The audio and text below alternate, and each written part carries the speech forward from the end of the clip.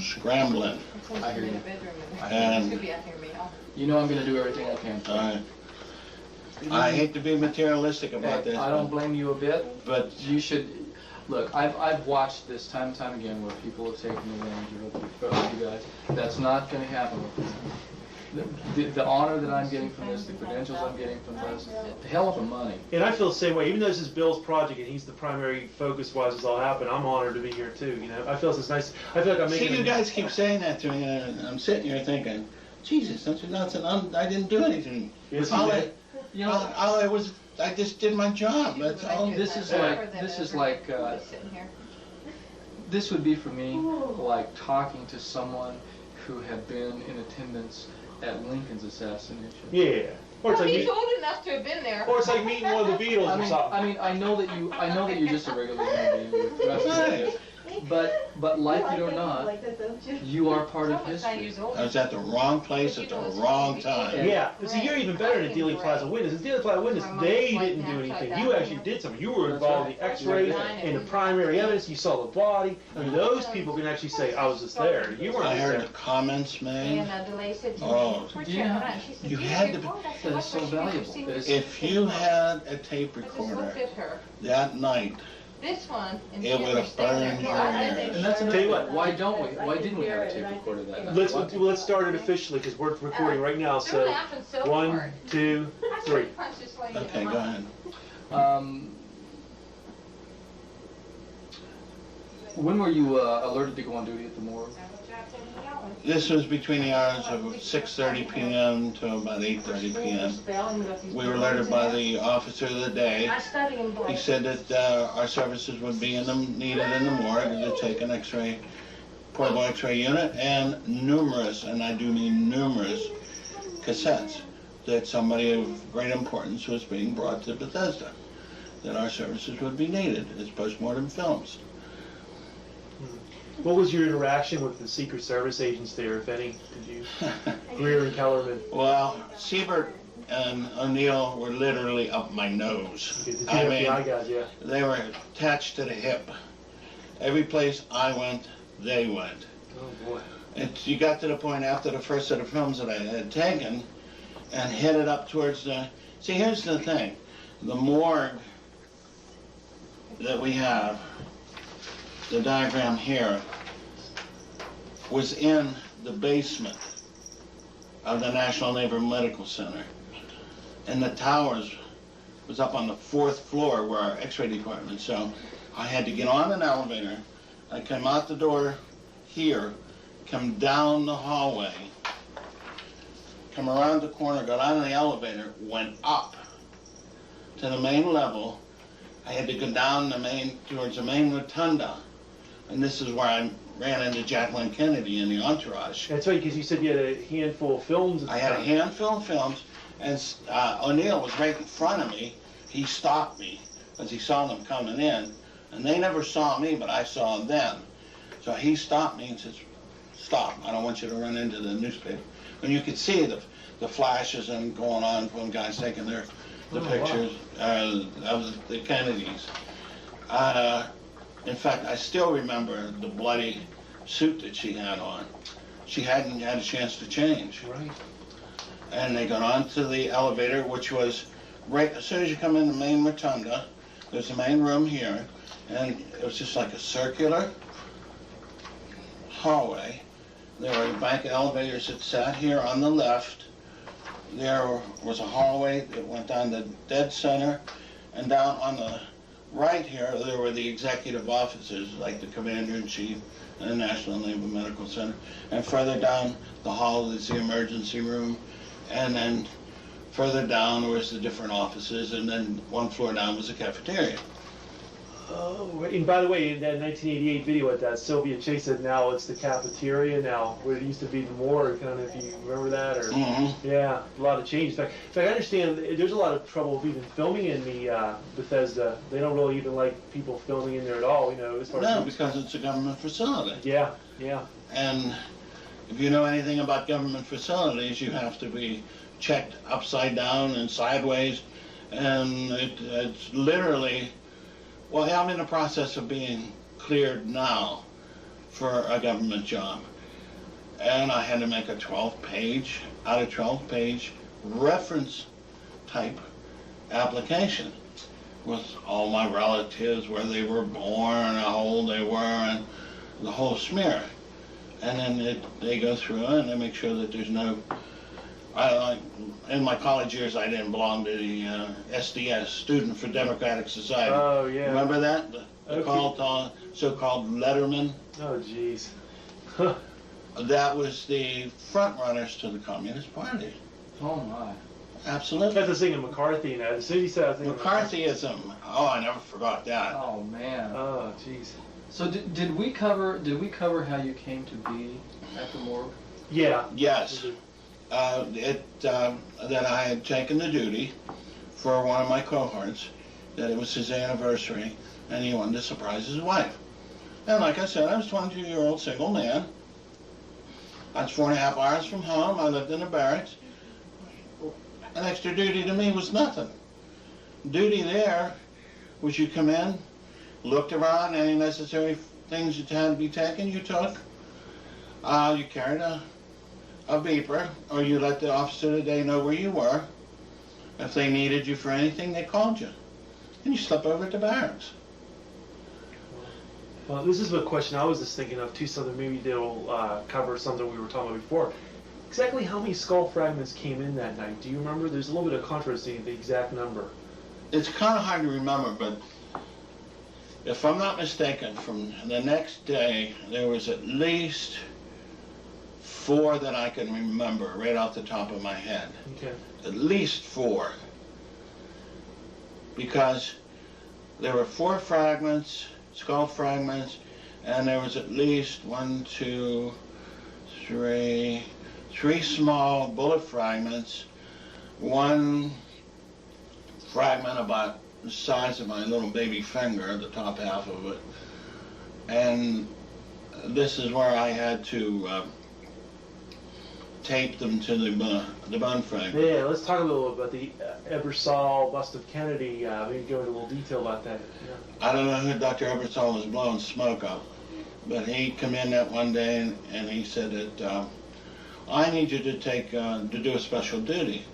I have skull fragments here and I have bullet fragments. I want you to tape them to the bullet fragments to the skull fragments and take x-rays on them, different densities. This is for a bust of Kennedy. I just looked at them. Again, when you're in the service, you don't question what an officer tells you to do. You do it. But what were the thoughts in your head when this fella came to you and said, "We're making a bust of Kennedy and I want you to tape these fragments to pieces of skull"? Didn't that Well, strike let you me as put a it this little way. I thing? can't say it on camera. Okay. Okay. I get you. Volumes. Yeah. I want you to do me a favor. Sure. And I'd like you to tell me where the wound in the head was located. Yeah. To the best of your recollection. The wound in the head, Yeah. to the best of my recollection, it was in the frontal sinus on the right-hand side, just above the orbit, right about here. Okay, now you claim that that's the entry wound, you would That's think? the entry Okay, wound. now how about the exit wound? What would you The think? exit wound is hard to tell because I did not visualize it because the body was constantly kept on its back. For the main reason, you did not want to move the body as much as possible because I felt every time I moved the body, I changed the contour of the head. Okay. So therefore, that's why I took the lateral films first. Then I took the AP film. Then I took a tangential film. A tangential film is like you're laying in an anatomical position again, with the head straight. You have your defect, well, it's over here on the right-hand side. You bring the film off to the side, and you come in at an angle, just to show the gaping hole. By the way, those are missing too. Those are missing from the archive. Yes, they But are. I remember previously you did say that the back of the head appeared to be gone. There was no scalp there as far Well, as not- the... Here's where a lot of researchers screw up. Okay, we're here to correct all that. It's not the back of the head. Okay. Let me get Okay, the fair lateral enough. film here. Where's that lateral film? Okay. Now this is just a lateral picture. Now this isn't the correct side. Right, okay. Here's the back of the head. Right. It's considered, it's called the occipital region. The defect, frontal temporal region. Mm. Now when you have the body laying like that, everybody points and said, that's the back of the head. And that's exactly what they were doing. Okay. Even the pathologist that night, that's the back of the head. No, that's not the back of the head, that's the top of the head. Right. Okay. Now explain to me, there's been a lot of controversy, and this is why some researchers point to forgery, that the back of his head was blown out. If the back of his head was blown out, why can he rest his head on that piece? Because the back of the head wasn't blown out. This was still intact.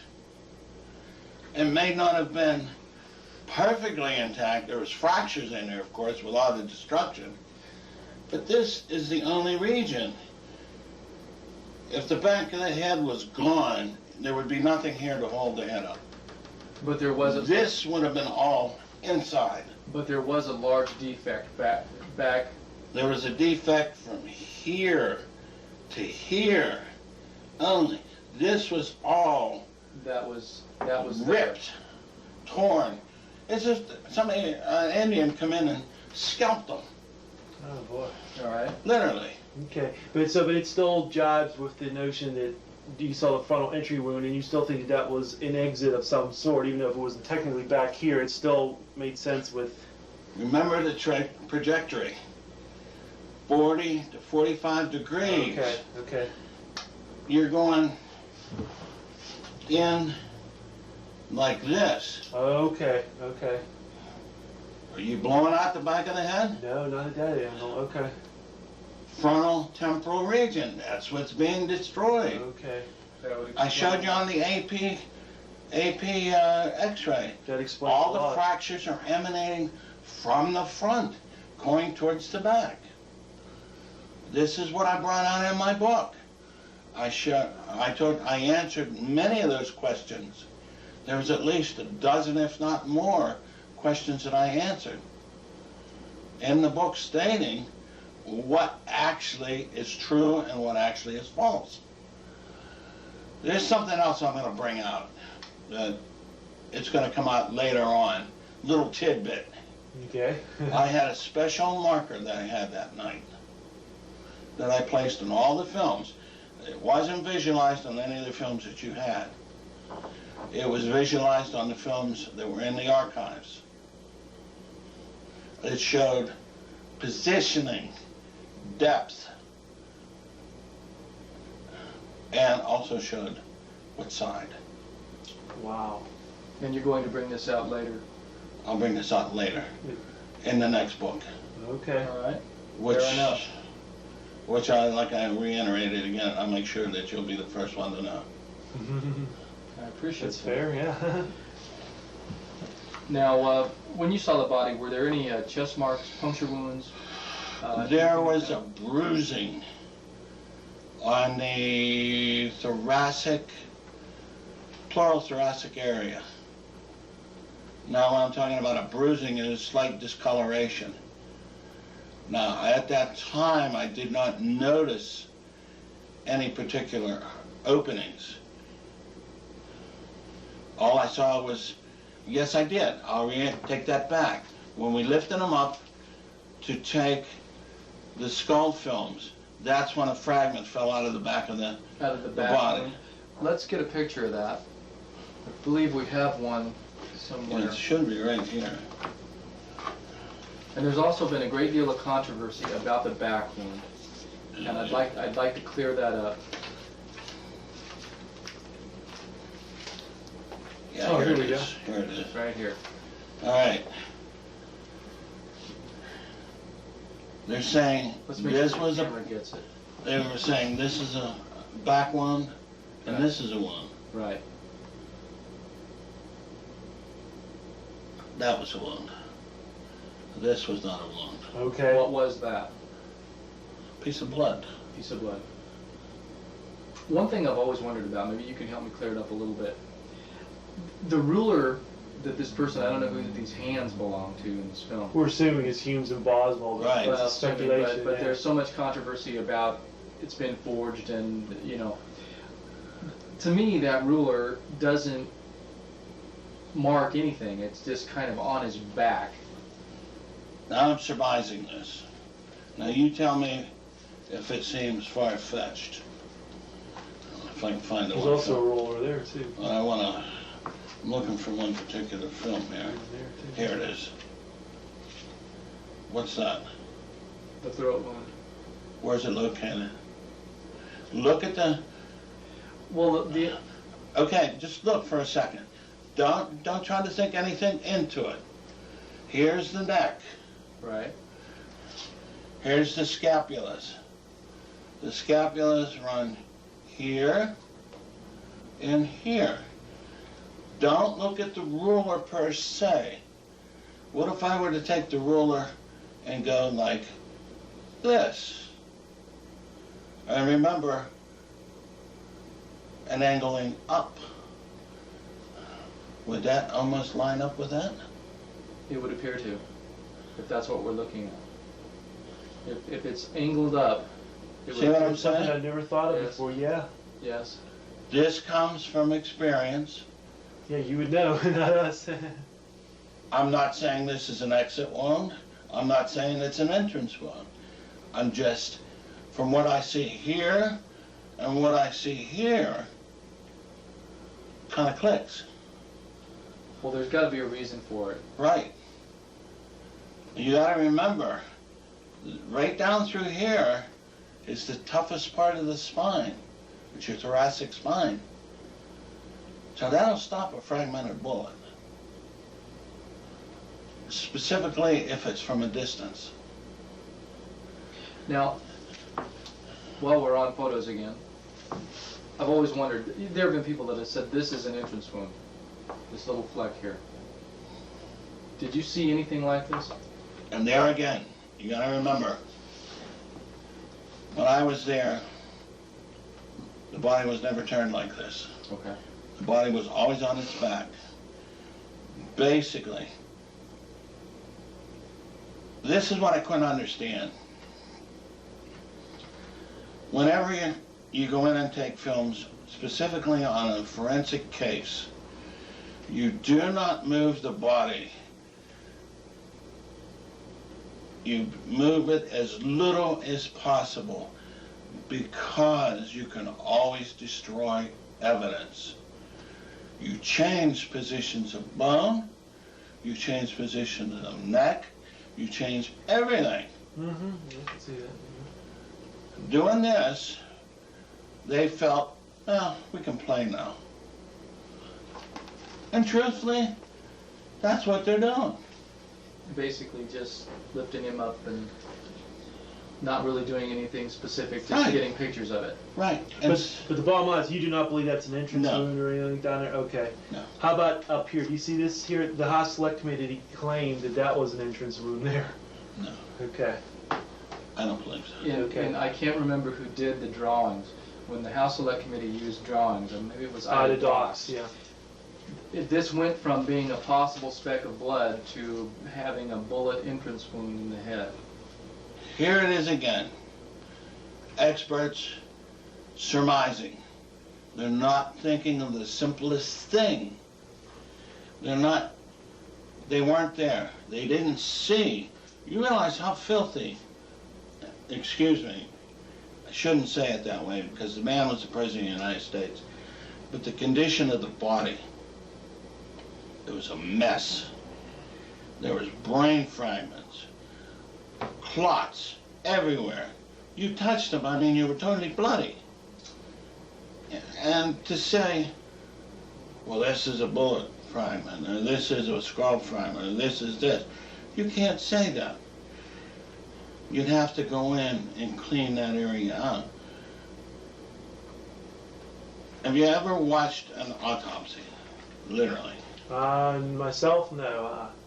A lot of times when they think that there's a hole there, they'll go in and they'll remove that whole area and clean it up. Okay. And then there's no supposition at all. It's right there. This is what the government banked on. And we're talking about the back of the head. Right. Yeah, as far as this. They're this banking part on right the here. experts looking at it and saying, well, that looks like a bullet hole. That can't be a fragment. That can't be this. Why can't it? How about the notion that was brought out about 10 years ago, and it's still popular today, that that's some sort of mat insertion, because you can see how this is wet and a different texture than down here. Do you put any stock in that, or? Well, there again, I had nothing to do with the films. Oh, sure. And I You just can't- offer an opinion, big All I can say, I see what you're saying. It looks like this was all brushed in. Mm-hmm. Yes, could be. No, maybe. I don't know. I see. Fair Well, enough. there's a lot of people, because of this picture, that say they're holding up a flap of skin here. Yeah, with the hand right here. Yeah. Now, in your opinion, based on what you saw, Yes, is definitely. that possible? Yes, it is. Okay. So well, you're that's saying fine. that is possible? That is possible. You know who would be perfect for this? If you could talk him into it. This is Floyd Reeby's. I'm in the process of contacting Mr. Reeby. If you can talk him into this, you know, some of his rolls of film disappeared. Did he tell you which ones? He didn't mention it But some of his roles have disappeared. because there was many times when he'd finish a roll of film, the FBI guy would come out and take it after he rolled it up. Wow. There was a lot of that. In fact, the first time I went up to develop my x-rays, I'm not sure if it was Siebert or Neil, it was one of the two of them, wanted to walk into the dark room with me, and I just went, no, there's where you stop. Well, I have to see what you're doing. I said, no, you don't. You stay out there. And I closed the door on it. That's when I took the other set of films out and put them in the box. Let's talk about Wow. the films for a minute. When you were going with an armload of films, there's been speculation, or I've read somewhere that you took extra sets of x-rays. You wanna Well, tell me not about that? extra sets. I double loaded, And what does double loaded mean? I'm not put two films in. Okay. You gotta remember now, an x-ray cassette has two screens, and they're activated screens. When the x-ray goes through them, they lighten up, they're fluorescent, just like your watch. And you get an image on there, and that image is placed on the film. So if your film is a little bit too dark, the one film is dark, the one film is just right. Okay, I understand that. So what did you do with these? I ran one film and put the other film in the light box. There was a process that we had, it was called an old Payco unit, where it was like a table where you ran your film in, and underneath there was a light-proof box. You'd take one, put it in, put one in the box. Fill that one up, put it over there, same thing. And I went through each film that I took. And after everything was over and done that evening, I come back and ran the film. Those were all good too. I put them in one of the mailing folders, tied them up, and hid them on the USN insignia in the department. And kept them there for the longest time. How long do you think they were there, undiscovered? A couple months. And what happened to these films? I destroyed them. Why'd you do that? Because of the gag order that I had signed. I didn't destroy them right away. After I thought on it and pondered on it a little bit and thought, well, if these films would happen to surface along the line here somewhere, they're going to trace them back to me, and guess whose body's going to wind up in jail? So eventually I destroyed them. I thought it wasn't worth it. Never thought that later on down the road that they could have been worth millions. Or they could have solved the whole problem. Yeah, because of the missing x-rays, missing materials, and things they could resolve, man. But I also could be dead. Yeah, that's true too. Given what you know, given the fact that we all know that there's been several deaths over the years, some unexplainable things have happened to a lot of people that had a lot to do with this case. Even today, 34 years later, going on 35, do you have any fear? If I were to say no, I'd be lying. I still have a little bit. There's still people around that don't want to be implicated. Who come up with the one bullet theory? Mm-hmm. Need I say more? That's it. No, Who come up with one bullet theory? Yeah, presidential Come on. candidate now. You have to be somebody to stand there and blow smoke up your nose. One bullet? Come on. That bullet had to do a fantastic dance. Yes. Was there a George Bateman present? Do you remember that name? His name's been tossed around. No. You know what I think it was? Truthfully, there was so much mass confusion going on. The two FBI agents were going around asking different names. These guys were twisted one way and twisted another. And I think it was just a mistake on their part. One of the witnesses that I talked to, one of your colleagues, has told me that he felt during the autopsy that the body had been gotten to before it ever came into the morgue. What's your opinion on that? Well, there again, all I can do is I can surmise to the fact that that's a good possibility, because when I was notified that the body was coming in, I was told that the body was coming from Walter Reed. All right? You were told by The officer of the day. who was, I can't remember his name right off the top of my head. was it Smokey Stover? What was his name? Smokey Stover? No. This was just a, either a JG or an ensign. Lowly little. And this person told you personally that Right. the body was coming from Walter Reed. And I feel that he told me something he shouldn't have, because he was later reprimanded for it. Now, stop and think. Where's Walter Reed? Hospital. Alexandria, right? Mm-hmm. What else is in Alexandria? 3 initials. Need I say more? That's okay. That's great. I think that speaks volumes in itself. Yes. So let's go back to the morgue for a second. I want a little more of the atmosphere of the morgue. I've been told by other people that were there, again your colleagues, that I've had people say it was absolute pandemonium.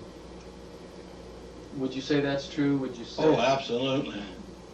There was hollering and screaming and orders being given and different people saying this and different people saying that. Was there anybody in charge that you know of? Did anybody assume charge? Absolutely. There was quite evidence throughout the evening. And who was that? JFK's personal physician. So you're saying Dr. Berkeley Dr. George Berkeley, Sure. yeah. was basically... Because he was also an admiral, too. Full admiral. Yeah. He came right out and absolutely, positively said, the Kennedy family wouldn't want that done, and I don't think you should follow that line. Baloney. It's a forensic pathology autopsy. You're looking for evidence. If you have to do that to the body, you have to do it to find out what happened. And I'll bring this up as a little anecdote. Many times when we were taking the different x-rays, I brought certain things to Dr. Ebersole's attention. And I was told to shut up, do my own job, mind my own business. That's his job. Let me do my job, you do your job. I said, fine. And I walked away. Is there anybody that you can recall specifically being in the morgue that night? The only one I really, it has to be Kennedy's physician. That's the only one, because he stuck on. I mean, he wasn't quiet at all. He made comments about everything. He didn't seem to be in any kind of shock or loss or mourning or... No, he seemed like he was controlling everything. Every little step along the Every way. step along the way. And this is one thing that I couldn't get over, how Ebersole brought it out in his deposition, that when he was asked by the medical committee, was there anybody in control that night dictating to you what you couldn't do and what you couldn't do? Oh, absolutely not. There was nobody in control. That was baloney. It was so evident, everybody knew who was in control. Boswell and Humes, what was their demeanor while this was going on? They did what they were told to do. And that was it. Do you feel that there was any kind of little scenario going on and that they were going too far, or they were just following along, trying not to make waves for Berkeley? Absolutely. And when they stepped over the line, they were smacked. So you don't feel that they hid anything. They just followed along and did what they were told to do. They did what they told to do. But it's kind of funny, though, later on, Hume's destroying his notes. Yes. Why did he keep such detailed notes? He did it for a reason. Humes was a politician. Humes knew how to manipulate things. Humes was a career person. He knew how to protect Humes's back. But evidently somebody got to him higher and more powerful than he thought, and he destroyed his notes. So he had to be hiding something. Common sense will tell you that. Yeah. I think that's a good place to stop. Well, just one more thing. I just think one more thing would be really good now. But yeah, just take a couple minutes. Go ahead, we got 15 more. Yeah, and then that'll be good. I just thought of a couple more things. Sure. Go ahead, bring them up. About what's your take on the notion about a 1,500 gram brain? You know, the weight of the brain being like basically above average. What's your take on that? Well, see, you're delving into something that's not my expertise. I really can't go in and say, oh yeah, you're right there, or no, you're wrong there.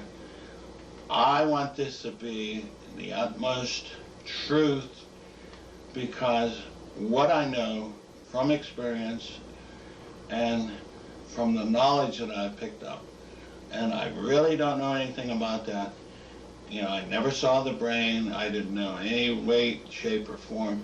I knew they were weighing particular different organs and stuff, but that's the limit that it goes.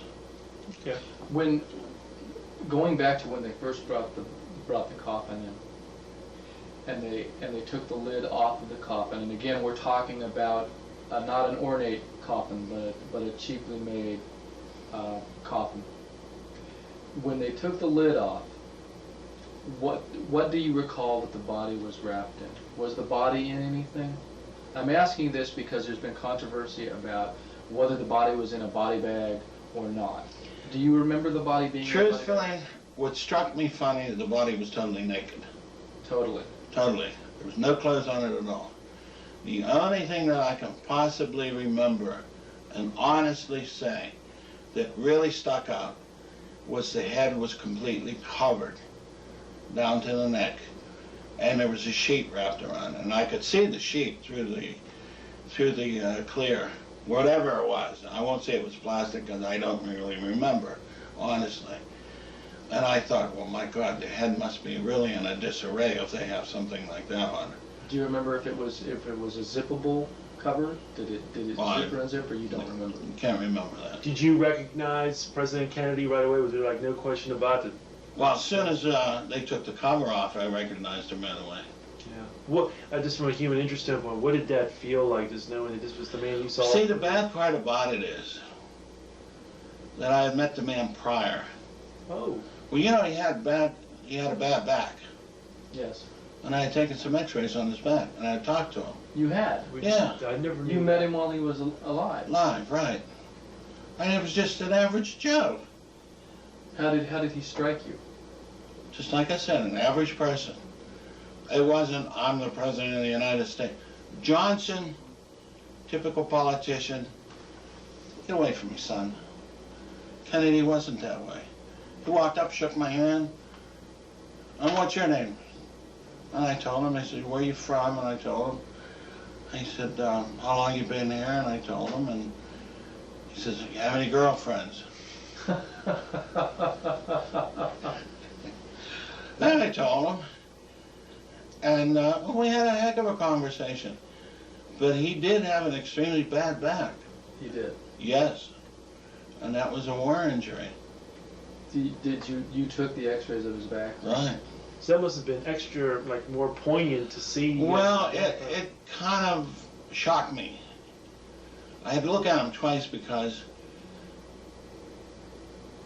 there was a deformity. He didn't actually look the way he normally looked. And you have to remember it's due to post-mortem, rigor mortis, bloating, blood, bloating. Well, you can look at his neck and see how bloated the neck is due to all that trauma. You can see this right here. Yeah. There is a picture, again, the stare death photo, where there's been some speculation that, is this pretty much what he looked like? Would you say that that is Kennedy? There's been speculation throughout the community of researchers. Let me say something. If you look at it, look at his forehead here. Look at how this all seems to indent. Mm-hmm. Mm-hmm. Here again, you got to remember now, the mortician was there. He had putty and wax. You can't see the holes here. Look how thick that looks. And you think that's because the mortician at this point, when this picture was Started his job. started his job? Right. Well, that clears up a lot, because I've never heard of that before. I didn't know that the mortician had already been there and started his Oh, yeah. As soon as I walked away from the body. To the Galler's funeral people, yeah. Yeah, he was right there. In fact, like I had stated, there were two coffins there. One that they brought him in on, one they put him in and transported him to the funeral home.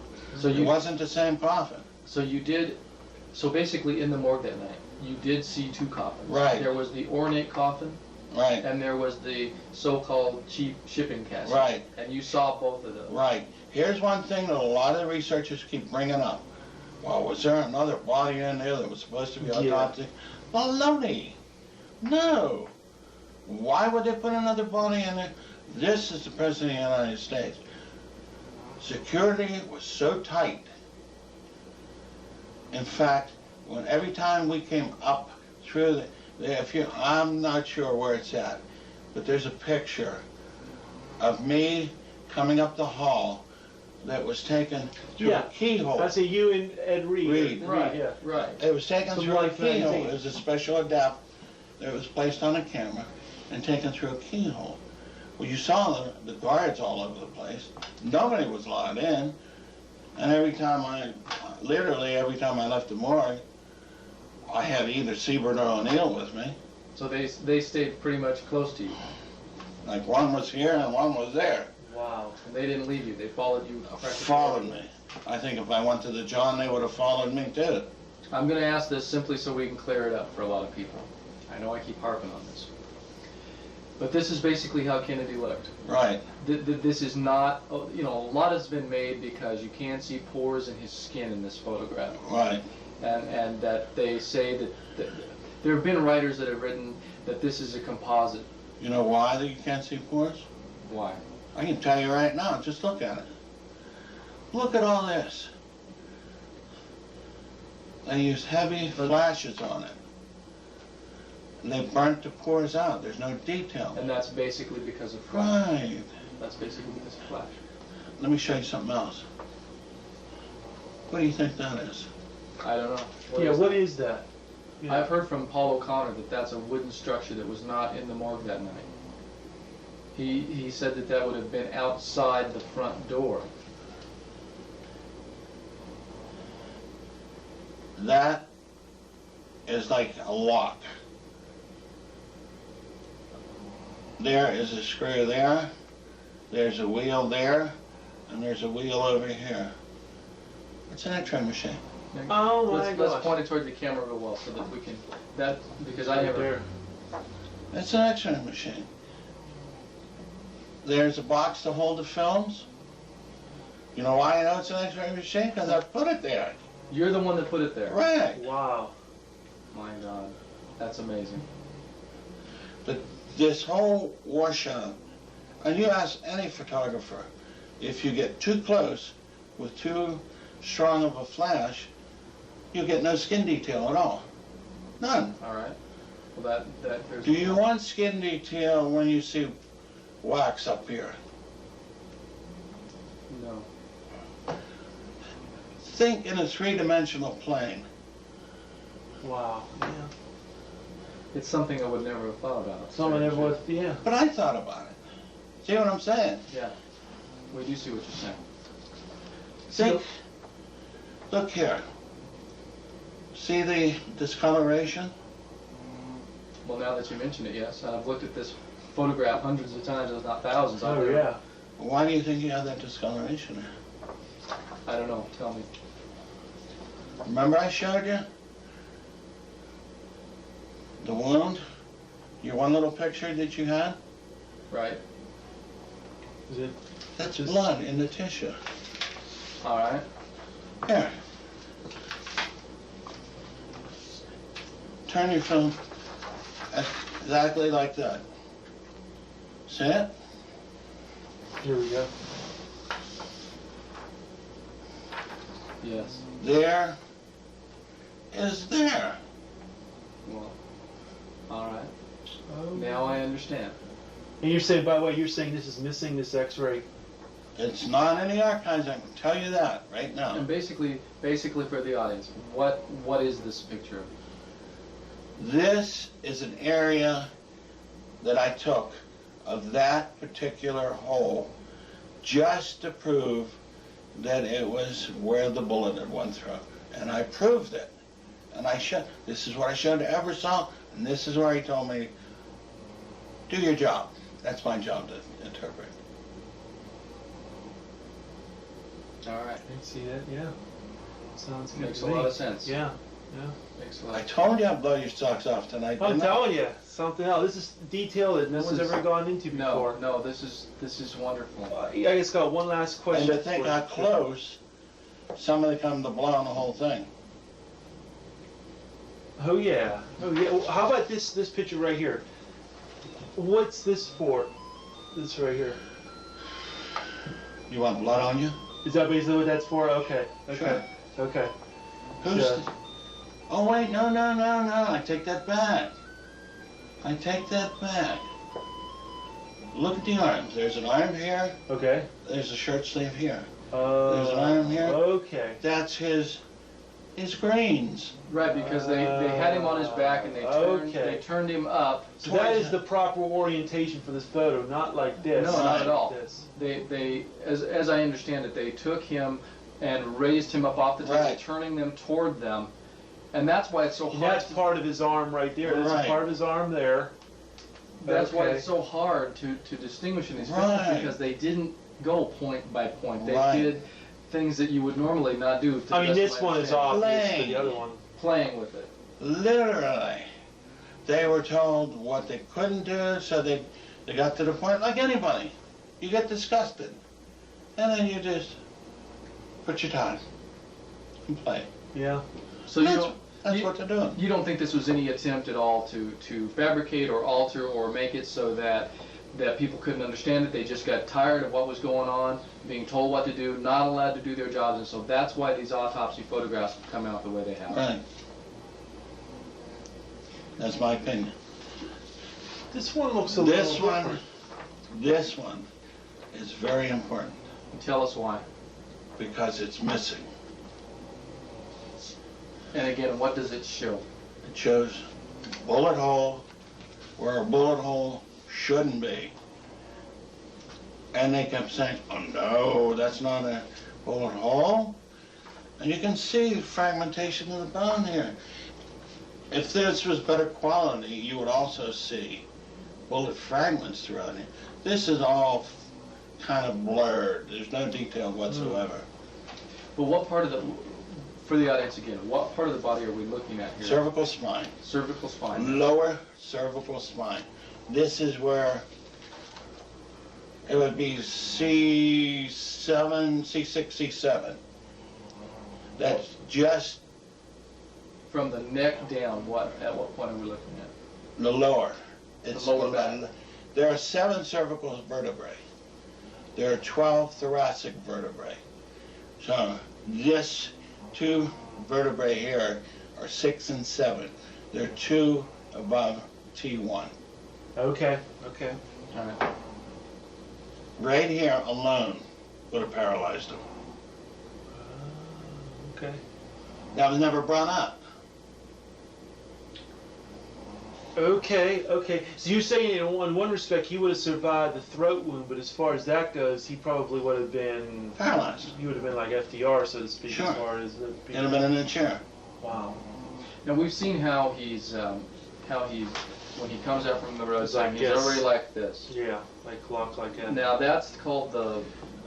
It's been the allegation is The from Latimer allegation and is- Posner that that's the Thorburn position. Thorburn position. Yeah. And his arms went up like this. Do you feel that there's any possibility of that because of that wound that the nerves went like this? And that's why you don't see him grabbing his throat. A lot of people say that he grabbed his Yeah. throat. He didn't grab his throat. His fists come up, Yeah, he goes like this. and his arms are up like this in a protective, almost football stance, like All this. right, here, let me show you something. I don't want to mark on that.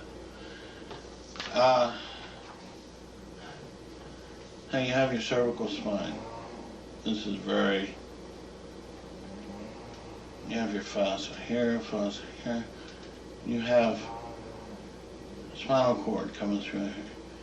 Plus you have nerves that come out here, just like tree trunks. When you hit the spinal cord, you short circuit everything, and that brings everything up. Let's show that to the camera. Okay. This is the drawing. Right. And so Your tendency to bring up. So basically the shock from the bullet made it Right. go like this, Right. but not necessarily in the Thorburn position where it would. Well, I can't attest to that. Well, I know this is opinion. Right, I know this is opinion, but you do know you are in the medical field. right. And the nerves will make you do that, definitely. Okay. Good enough. Okay. Jesus. I think we covered quite a bit tonight. Yeah. All right. All right. Very good. Okay, let's wrap the camera up, Sounds good. and we'll. Oh, is this going to be long?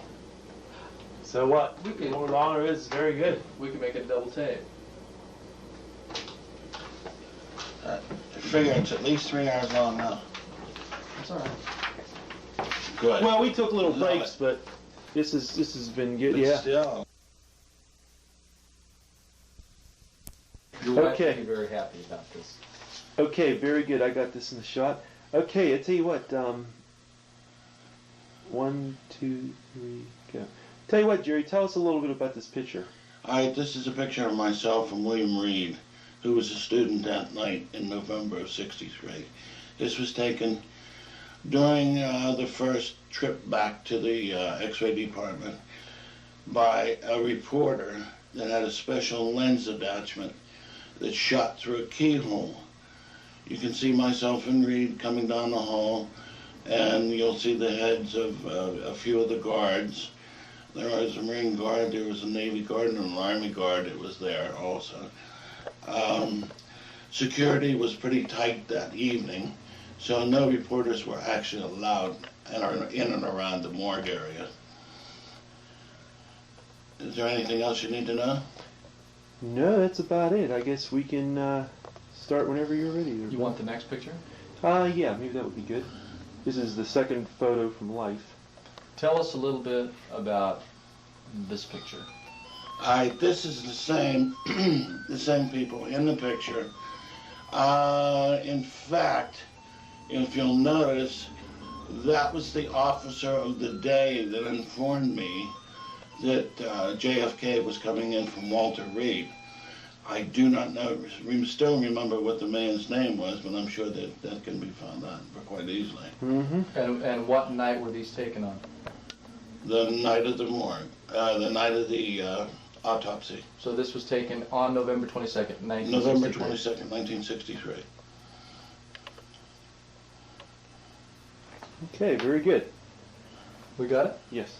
Have we stopped the camera now? Doesn't matter. This could be edited, so we can just start, questions and stuff. Well, now let's get it off the picture now, and so that we can all get in the framing of it. Yeah, I did. I got it ready. Oh, okay. Yeah. When I'm sitting down, I'll be ready. You can get in there? Oh yeah. Here we go. Okay. Oh, went to my home. We need to make sure I'm not blocking. He is the main subject here. No, he is. He's main in there. Yeah. That's good. Okay. She's gonna be loving that. Now let's start for the timing sequence of when, just to clarify a little bit about the point where you had X-rays in your arms and you were going down the hallway and you saw Jacqueline Kennedy. I'll let you tell it in your own words. I'd like to have more on that. All right, we had, I'm not sure if it was Siebert or O'Neill, but one of the two of the FBI agents who were with us at the time, they happened to stop us just before we came into the rotunda. And we saw the entourage of Jacqueline Kennedy, Bobby Kennedy was there. And we're encircled with newspapermen, and they were taking pictures. In fact, a little tidbit for yourself is that during that time also, Dennis David was up on the second floor looking out the window and witnessed the entourage pulling in. And he also knew at the same time that the body was in the morgue. So he realized there were two coffins. He's told me that, yes. He's personally told me that. What were your feelings when you came out of there with an armload of X-rays and you see Jacqueline Kennedy coming in the front door? It sort of surprised me in effect, and I knew, in fact, if you were to see my appearance at that time, my white smock that I had on that was in the pictures was bloody. And I had to literally destroy it. So I was covered with blood, and I had to clean the X-rays off when I got back up to the department. So she would have known, had to have known or surmised that I was doing something. Oh, truthfully, I don't think she knew that the body was there. You don't? No, I think she thought the body was with her at that time. So the body had to be separated from her at one time or another, beyond her knowing what was going on. Tell you what, I want to ask you, do you think the body was tampered with in any fashion? I know this is opinion, but you are a medical person. Let's speculate. Okay, let's put it this way. Let's put it this way. With as much stuff, as much cover-up, as much influence, there was pressure that was on that night, I wouldn't put it past them.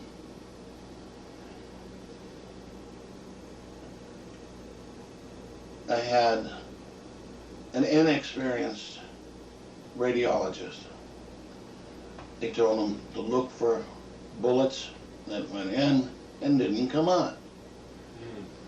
And a forensic pathologist would look at that person and say, well, you're crazy. We're looking for tracking, entrance, exits, degree of inclination. They had two administrative pathologists that hadn't done autopsies in umpteen years. All they did was process the paperwork. And they've never done a forensic autopsy. they had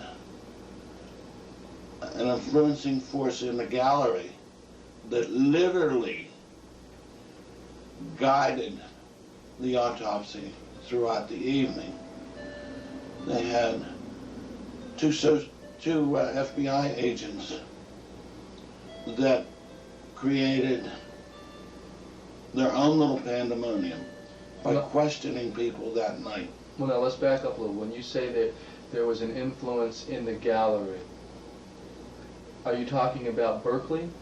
Or are you talking about someone else? Let's clarify that a little bit. Well, let's just put it this way. I'm talking about JFK's personal physician. Okay. And he let it be known that night. I am JFK's personal physician. You will listen to what I say. You will do what I say. Okay. And on the next point, continue with what you were going to say about the Secret Service agents. Did you say FBI or Secret? No, there were Secret Service there also. Kellerman and Greer, were you familiar with them? Did they really? No, they didn't quite get involved with us. They stayed pretty much with the Joint Chiefs. And, but were they there in the gallery? I seem to remember seeing the other two gentlemen there also. But I know for a fact that Siebert and O'Neill were there because they were attached to my hip. Okay.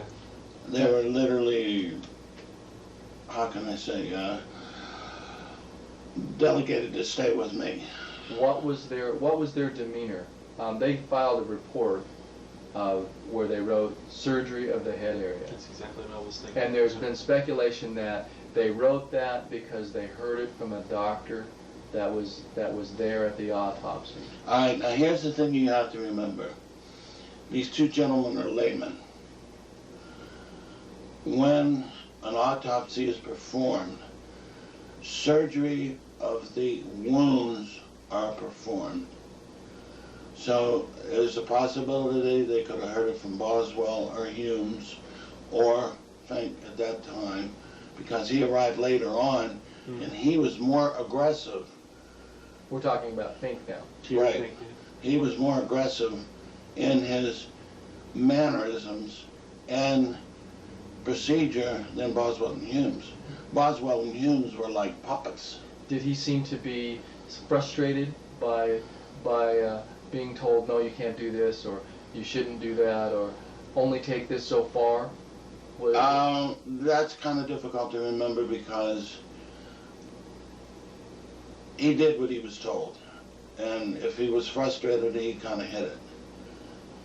So he just basically went along like Humes. He didn't put up a fuss. I want to get to how they must have been, all of you must have been under extreme pressure. Oh, we were being watched constantly. Everybody watched us. There was different times when I literally had to scream at people to move. In that close area, you're taking X-rays, which are, you have a machine producing ionizing radiation, and you have to be within a distance of 6 feet to be within a safe area. Just to give you a for instance, if you were to go today, have a barium enema, you would actually be sterile for 6 months. A lot of people don't know that. Really? Sterility for 6 months.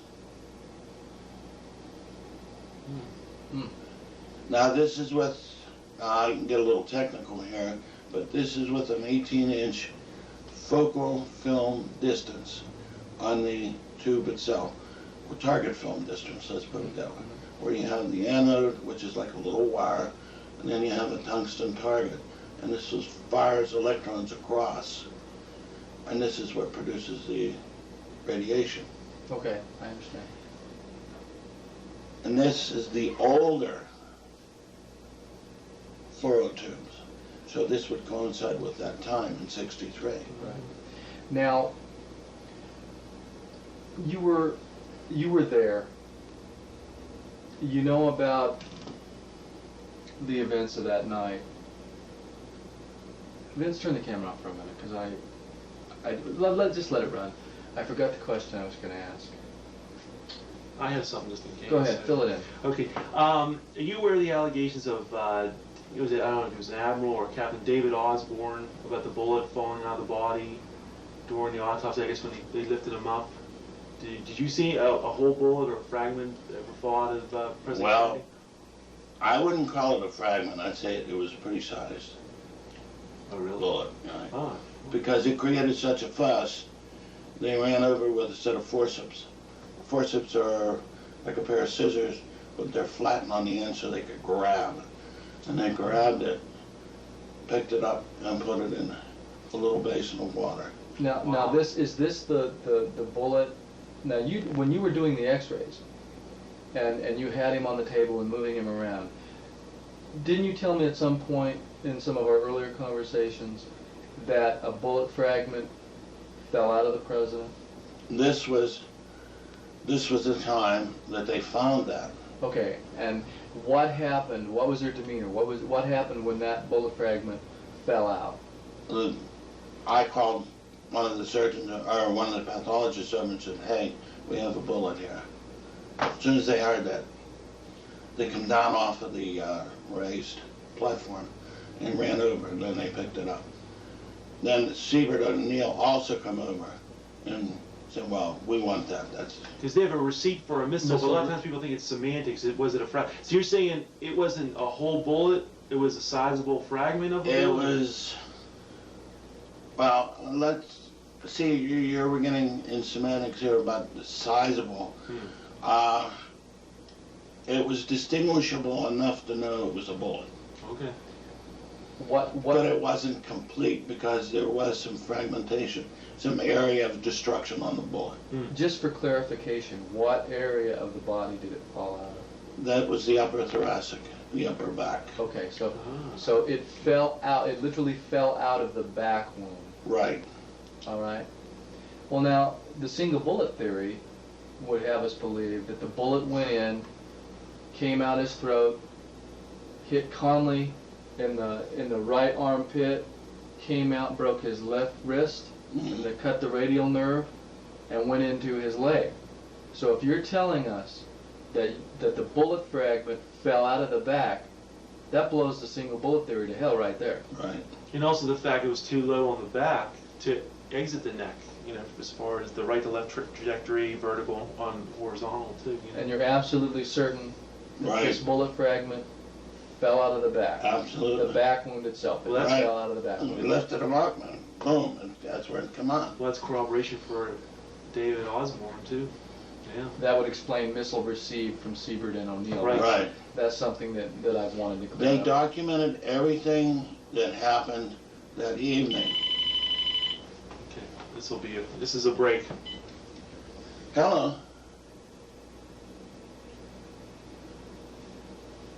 You break, we'll pick it up with James. Okay? Okay, just let me get back in position. We're ready to get. Now, am I all right here, Vince? Yes, I'm you're not fine. blocking. You're fine. He's the vocal point here. not me. Right. Okay. 1, 2, go. You want me to bring in about Mr. Jenkins? Are you finished with talking about? Yes. Siebert Just in fact that everything that occurred that night, Siebert and O'Neill documented everything. Somebody got up and left, they documented it. So they were there documenting everything. Everything. Now, to my understanding, the logbook, there was a logbook that is normally kept of people that go in and out of the area. Is Right. this correct? Right. Now, as I understand it, that's missing It's gone. and has been missing since that night. Correct. Yeah, Paul O'Connor memorized the number. Remember that? That's correct, and he could do it from memory. Right. Yeah, it was gone. It's totally disappeared. What do you feel about that? It's part of the cover-up. They don't want people to know. This is why the chief was taken care of, literally. He actually had photographic evidence that they didn't want out. And by the chief, who are you talking about? Chief Pitzer. Now, I know we went into to Chief Pitzer a little bit last night, and maybe we've covered him enough. But Dennis David, who was Pitzer, Pitzer was a mentor to Dennis David, and they were basically best friends. Right. I've been told by him that he helped edit film. Correct. That night. Correct. And there's been no corroboration from that, except that you said that you saw him. You do remember him. Absolutely. Filming. Right. And Dennis David also told me that he saw pictures of a wound in the side of the president's head, a small bullet wound in the right temple. You gotta remember something. Dennis David is a layman. His anatomy sometimes can leave a lot to be desired. What he considered the side of the head could be here. Okay. Or here. All right. But I would say the side of the head would be the temporal region. There was no bullet wounds here. Really? Okay. He did mention on a certain TV documentary, he did point to here as far as what he said was the entrance wound, and it appeared that President Kennedy was shot from the front, viewing this film. Right. Yeah. So would you say that's correct? I would say that's pretty close to where it was. Mm. Yeah. Right. When you're discussing something with somebody, you don't actually hit it right on. You could come off to the side a little bit and see where I'm at. Mm-hmm. Actually, it was right in here. You could see where the fragment is, where it went in, the destruction. You had the picture. Watch where the lines emanate from. There's a focal point. That's the shell entrance. Back to the same simple theory. Look at what you have. It's as plain as the nose on your face. Don't surmise, well, the bullet looked like it's the back of the head there. No. Look at your fractures. Where do they come from? Where do they start at? Where's all the damage at? You see damage on the frontal sinuses. You see damage on the orbit, the floor of the orbit, the orbital ridge. If a bullet goes in the front, you'd have fracturing in that area. The bullet would come out that front, go in at the back and come out that front. You wouldn't have no orbital area or the frontal sinuses. If you've ever seen anybody that has been shot in the back of the head and the bullet exited from the face, there's not much of the face left. And you've seen such things? I've seen such things. So you would know basically what a bullet would do if it hit you in the back of the head. Correct. So you would know what to look for, and you could tell this man was hit in the back of the head. There wouldn't be any question in your mind. Right. You'd see all the facial damage. When a bullet goes in, it expands, destroys tissue. You have fragments, bullets, tissue, bone coming forward. All that is one big mass, and it just brings everything And up. this is not indicative of someone who was shot. No, behind. this would all be gone. All right, what would you say what you're going to get is people that are going to say, what? It was a steel-jacketed bullet. It was made to stay in place. We're talking about the Carcano now. Okay, that's fine. Let them say that. Explain away all the fragments. Yeah, there's dust-like fragments All up over. here. All over the They're not place. even in the And range. if you had a steel-jacketed bullet that remained intact or partially intact, It you would not have- remain 99% intact. A steel-jacketed bullet is meant to go in, kill, and come back out. So you're not going to see fragments. You're not going Right. to see dust particles. You may You'll see a see little, it, but right, but not much. that much. And you wouldn't see that sizable fragments in there like that. That bullet went in and exploded. That's what it's used for. And what about the notion, I know you said something yesterday briefly, about his eye was, what, hanging out? Right. Right. And that's yeah. basically from the destruction of all the tendons and ligaments within the eye and the muscles that were destroyed from being severed when the bullet went in. That's what Sam Kinney said, the driver of the Falk car, when he first saw him in Parkland, he said that his right eye was on his chin. Right. Like, Literally. It wow. comes straight out. Wow. And there was nothing to hold it. The only thing that held it is maybe a few small muscles that weren't torn in the skin itself. Here you can see the eye was placed back. Like I had said last night, the mortician was already here. He had started his work after I had completed mine. All right. Okay. That's why I can't say, I really truthfully had nothing to do with these photos, and I can't authenticate them one way or another. I can't say when they were taken one way or another. This could have been taken afterwards. Right. This could have been taken afterwards to help the mortician to make sure that he was doing what he wanted to do. Okay, that would explain stuff. Did you have anybody assisting you that night? Did I have one? Did you have any assistants that night? Yes, I did. I had a student, Mr. Jenkins. Mr. Jenkins, that would be James Curtis Jenkins. Right. And what did he do for you, basically? He assisted me in moving the body, handed me cassettes, helped me lift the body and place the cassettes underneath the body. How about Ed Reed? Was he a help at all? Ed also assisted me the same way. Let me go back now. Let me correct that. I was wrong. Jenkins didn't assist me. It was Ed Reed that assisted me. Jenkins had his own job to do that night. I'm not quite sure what that was. Right now, after 30-some years, it's kind of hard to remember what he did. Yeah. But Ed Reed assisted me. He was my student. He was on call that evening, and with me. And he assisted me to lift, place films, clean the cassettes, cover them, simple stuff. So James Curtis Jenkins was another technician who was definitely there helping out. Right. Ed Reed was actually your actual assistant in that. But he did help you out in some respects in moving the body and Right. to get different Yes. shots and things Yes. like that. So did Paul O'Connor. Paul okay. O'Connor did the same for you? Right. Floyd Raby was also there. We all kind of helped each other. So basically you all pitched in and did some of this Right. job that maybe they Absolutely. wouldn't ordinarily do, Right. but because of the special circumstance, Right.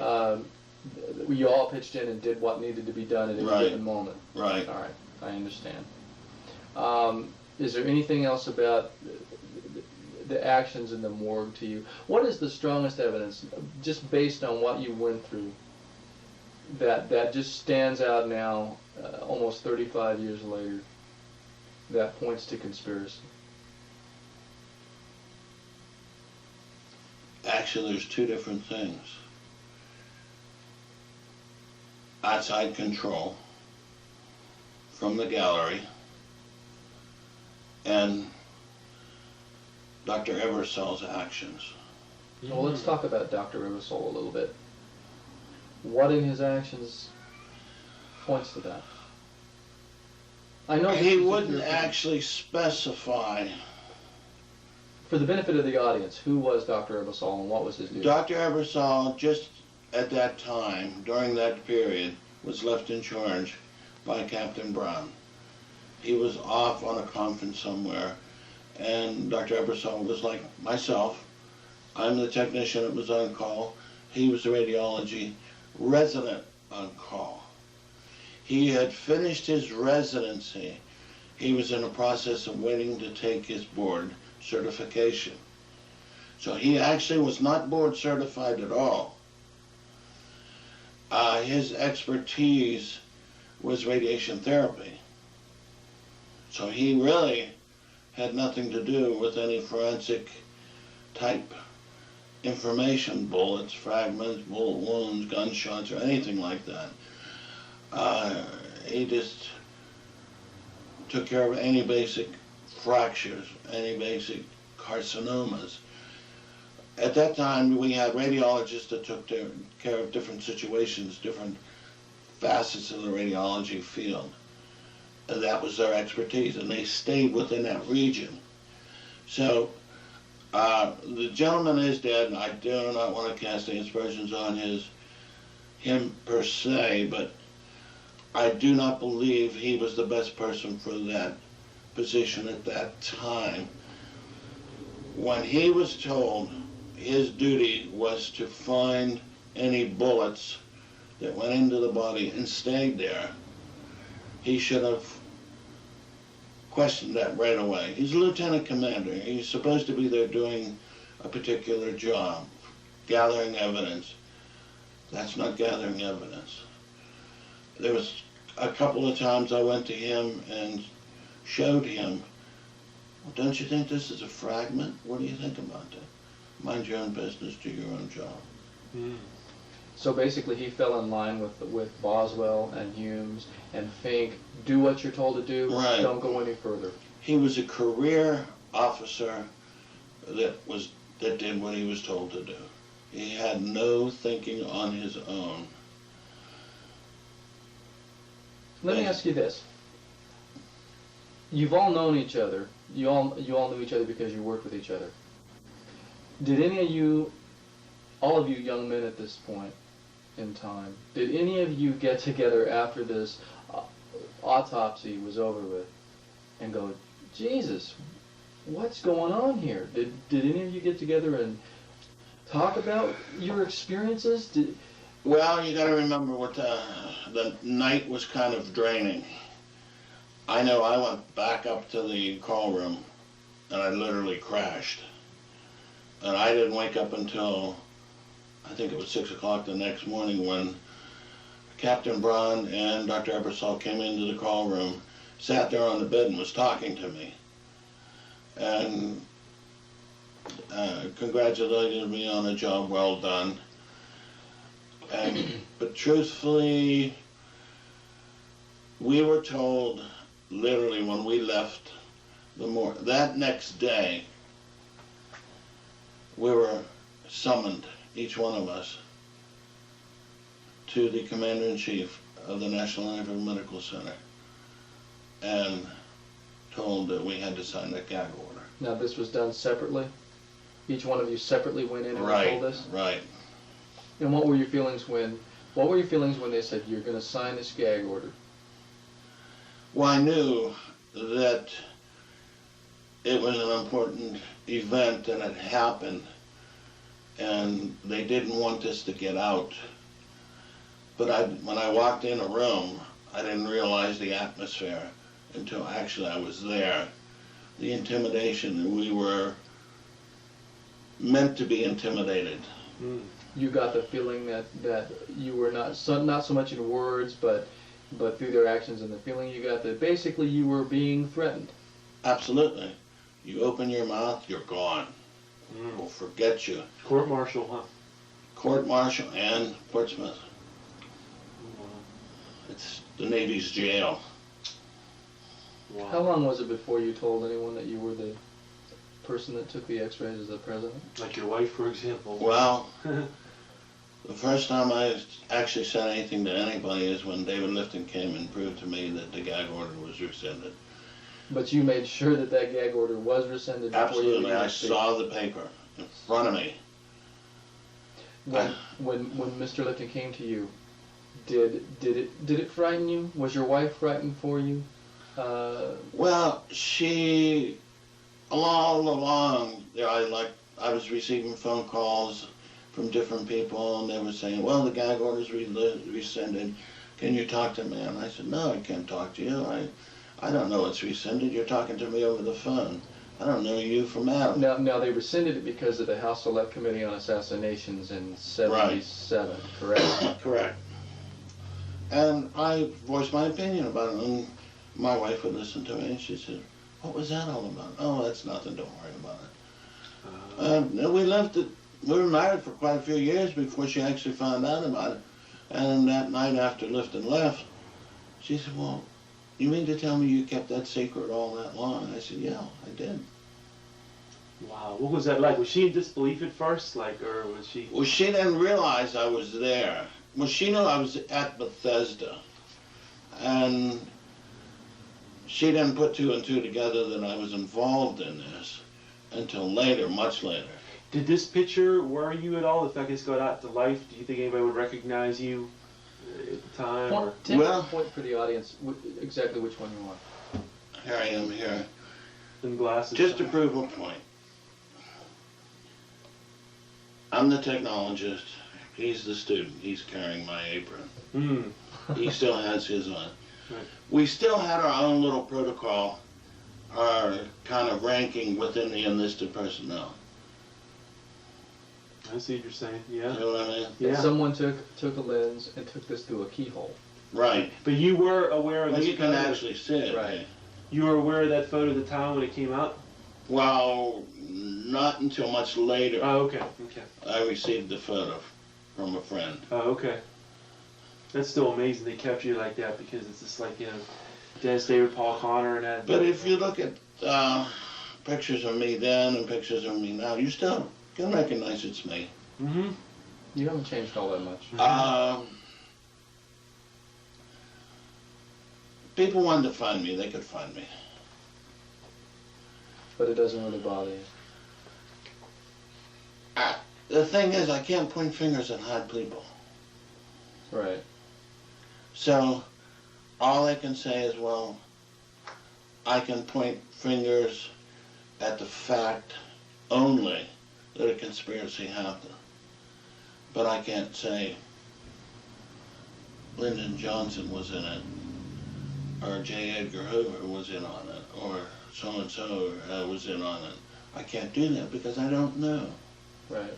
I don't know. You only know what you know because you were there, That's involved in the events. Right. Is there anything else at this point that you'd like to state for the historical record? The more you think about the situation, even now, 35 years afterward, a lot of the officials really don't want to hear. When I went to Washington, D.C. and gave my deposition, I was told I was brought there to set the record correctly. During that time, I was told by the chief investigator that my deposition was the most important of all.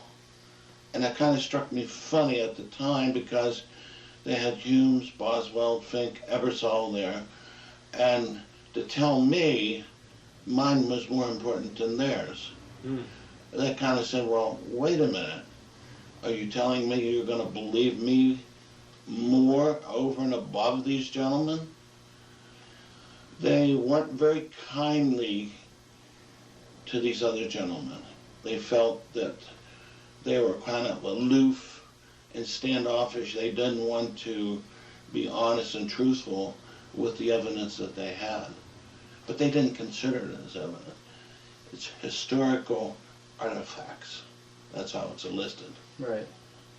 It should be listed as historical evidence of an assassination. Mm.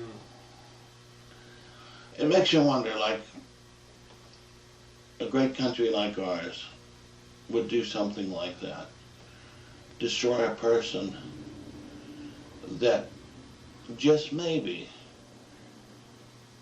could have put this country on its feet to where it would have been totally well and respected by everyone throughout the world.